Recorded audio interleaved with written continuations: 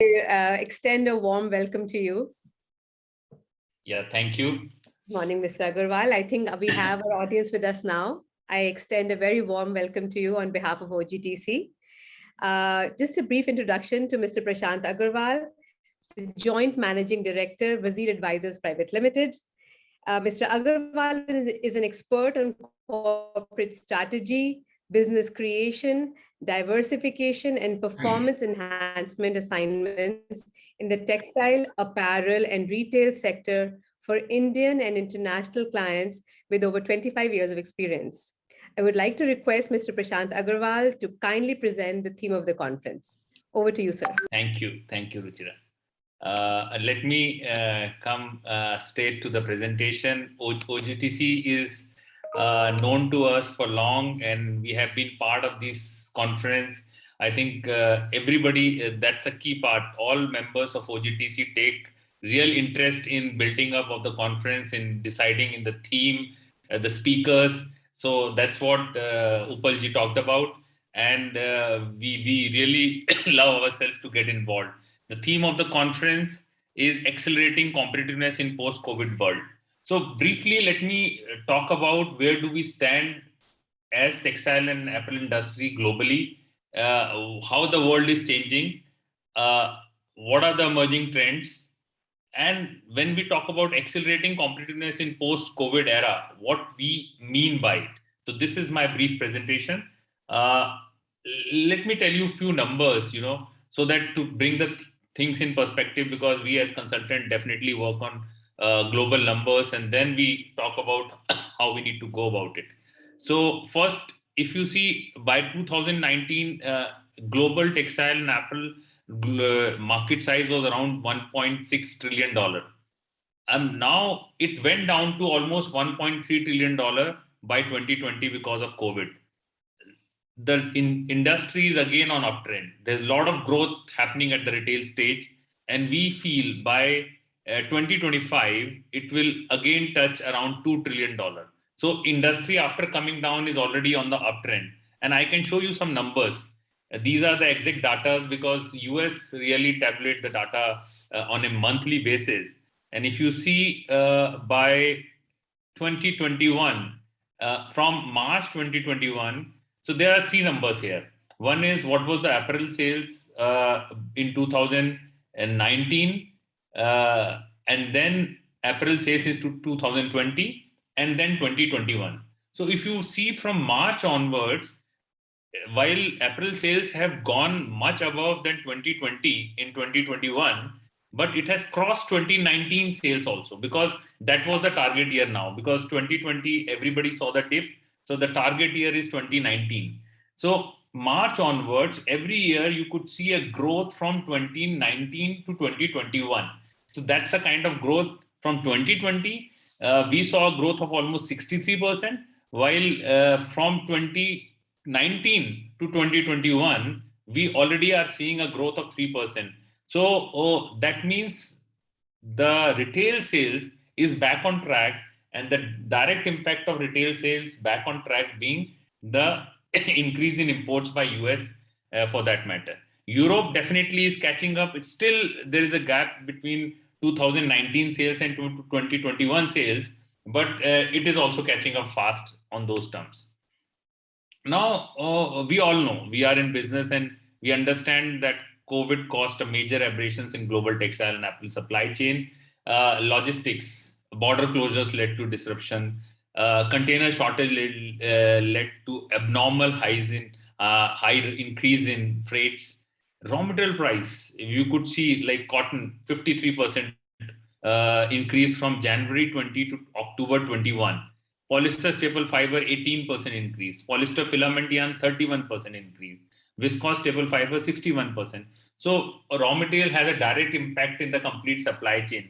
So this unprecedented times have caused uncertainty in the entire ecosystem. First COVID, then logistics, raw material price.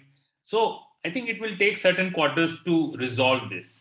And we have to run our unit in these uncertain times, seeing the ups and downs, really fight through it and come out winners. I think that's how we should come out winners in these uncertain times is what we are talking about in this whole conference throughout the day. Let me understand 3-4 key trends which are emerging, which are definitely important to build businesses. Post-COVID, recovery of casual wear category was the fastest because work from home increased, and overall, just because now offices have opened up, people are coming back, but still comfort wear has come into habit. So more and more you will see even suits which are worn in US and Europe, like they are knitwear suits, which have more of spandex content. So because people know what it means to be comfortable while working. So that recovery, I think this is one trend that we have to keep in mind. US clothing and accessories e-commerce sales jumped significantly to 28%. So from 2019 to 2020, and it was forced, people have no option but order more through e-commerce. So there was a 28% jump in sale in US. And that jump, what has led it to that it has become into habit of people. So they have started ordering more. This is what you could see Amazon, Flipkart did in India, that they offered a lot of schemes so that people get habitual of it. Once they're habitual of it, they start ordering it regularly. So you could see in 2021, in first quarter, the sales was in e-commerce sale was up by 21%. Second quarter is almost kind of matching. So it's not that what has gone up will go down further, but it will keep pace. The only thing is, I would say that both offline and online retail will exist in the business. So, but e-commerce will have a lot of importance place in the business. China's global export share is reducing. You can see from 2016, 39% global share to 34% in 2020. So this is the kind of decline China has seen. But buyers are wanting to move out of China, but still it is maintaining 34% share because people have no option but to go there. They have the capacity. So can any other country create the capacity and be more competitive, have that scale, have that product variety is the key when somebody wants to take the share of China. Xinjiang cotton is a big issue. We have discussed this in other OGTC presentations also. Xinjiang cotton accounts for 80% of 87% of Chinese cotton, 20% of entire world production.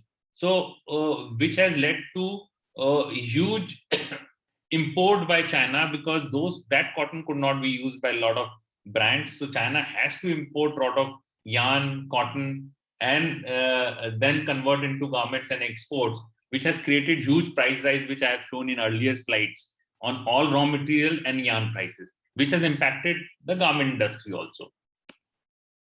Sustainability is key. It is taking the center stage. So 70 plus fashion brands and retailers have set their science-based targets. So it's not that, suddenly we announced. So they have like year-wise how the targets will change. Science-based targets for sustainable manufacturing. Sustainability-based platforms such as Common Objective, Fashion for Good are becoming more relevant. So the third most important is, while retailers and brands are now pushed to work towards it because consumers globally increasingly are asking for it. Sustainable products since pandemic has begun. So brands and manufacturers are complying, pushed by consumer and followed by manufacturers. So somebody who takes the lead will be the winner in this industry. Then another trend which is important, industries on the fast track of digitalization. There are factories like Hugo Boss, High Tech Factory. They have digital transformation to the extent of employees, machines, processes are all networked to create a virtual chain.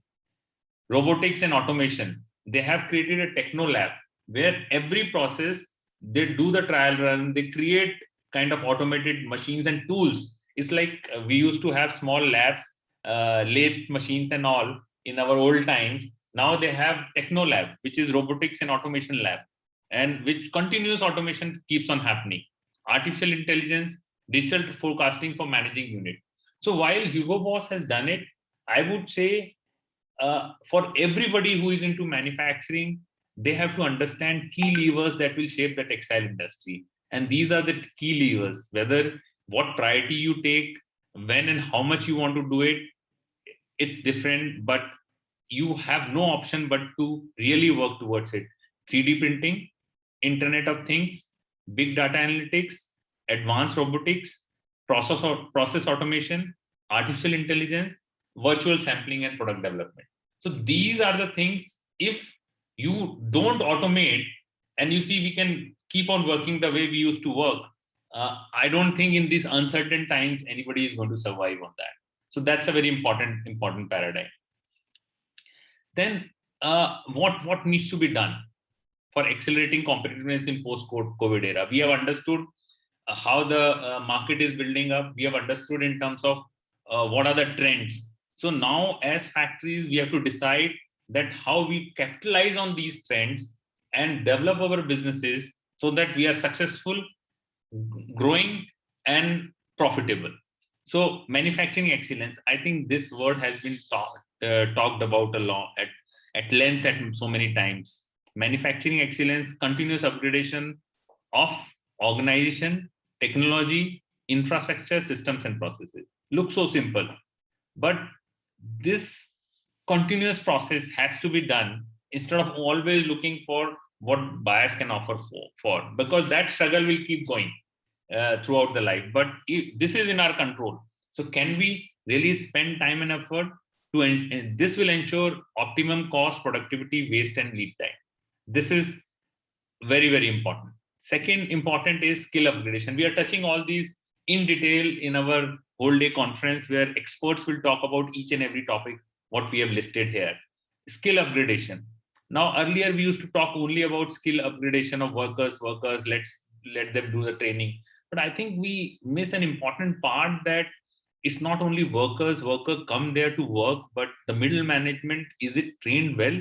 Because their planning will lead to really high productivity and high efficiency. Because if your input is continuous, there is no breaking, all tools are available in time, worker can produce better and earn better. So this is how the linkage happens. So we need to really work on how, whether it's soft skills or technical skills of middle management, both need to be worked. So we need to, this middle management is only responsible for culture and ownership, belongingness of the organization. So this will lead to high performance. So I think whatever emphasis we make on skill upgradation, it will be less. It has to be really, really emphasized more. Then we talk about smart factories. We have already talked about that, how Hugo Boss kind of factories are developing. So can we move to that path is important. Adopting concept of Industry 4.0 for manufacturing, real-time data capture analysis, automation of repetitive tasks, complete inter and intra-department connectivity. I think these are the three pillars that we'll talk about today in the conference, where we are saying manufacturing excellence, skill upgradation, and smart factories. And in the end, I would say the key takeaway, what I would prefer that all the audience who are there should focus on, we are in the middle of uncertain times with a lot of disruptions on regular basis. But there are significant growth opportunities, especially for India, where world is looking towards India to tap that opportunities.